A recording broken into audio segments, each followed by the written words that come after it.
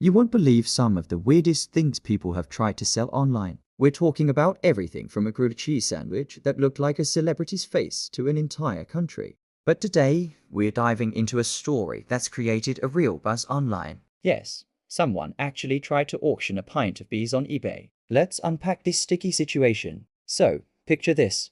You're scrolling through eBay, maybe looking for vintage video games or a quirky piece of furniture. Suddenly, you stumble upon a listing that makes you do a double take. The title reads something like, "A pint of live bees, freshly harvested." Your first thought is probably, is this a joke? Your second thought is, how do you even measure bees in a pint glass? This actually happened. A seller, who we'll call the Bee Baron, posted this bizarre auction. The listing photo was exactly as described. A standard British pint glass, filled to the brim with a writhing, buzzing mass of bees. The description was equally strange. The seller claimed they were very angry bees and were good for pranks or just for keeping as pets. They even suggested potential buyers could start their own apiary, though I'm not sure a pint of furious bees is the best way to begin that hobby. The internet, being the internet, went absolutely wild. The listing was shared all over social media. People had so many questions. First and foremost, the logistics. How would you ship a pint of angry bees?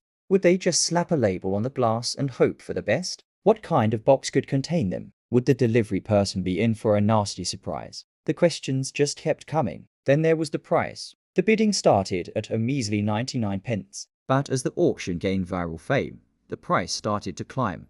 People were bidding on it as a joke, driving the price up to hundreds, then thousands of pounds. It became a piece of internet history in the making. Comment sections were flooded with bee puns and speculation about the seller's sanity. Was this person a genius marketer or just a lunatic with too many bees and a pint glass? Of course, eBay's policies are pretty clear about selling live animals. While they do allow some insects to be sold, like feeder insects for reptiles, a pint of unregulated angry bees is a definite no-go. It violates their hazardous materials policy, not to mention being a huge safety risk. Can you imagine if the package broke in transit inside a mail sorting facility? It would be chaos. Predictably, eBay eventually caught wind of the buzzing auction and shut it down. The listing was removed, and the dream of owning a pint of bees was over for the thousands of people who were eagerly watching the bidding war unfold. The final price had reached an astronomical figure before it was taken down.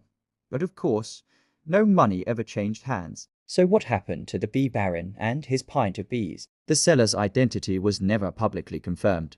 They disappeared back into the digital ether, leaving behind a legacy of one of the weirdest online auctions ever. It's a classic tale of internet absurdity. Someone had a strange idea, posted it online, and for a few glorious days, captured the world's attention. This story raises so many interesting points about the Wild West of the early internet marketplace. It was a time when you could seemingly sell anything, and the rules were still being figured out. It also shows the power of viral content. A simple, bizarre idea can explode overnight, creating a shared experience for millions of people. We all got to collectively scratch our heads and ask, why?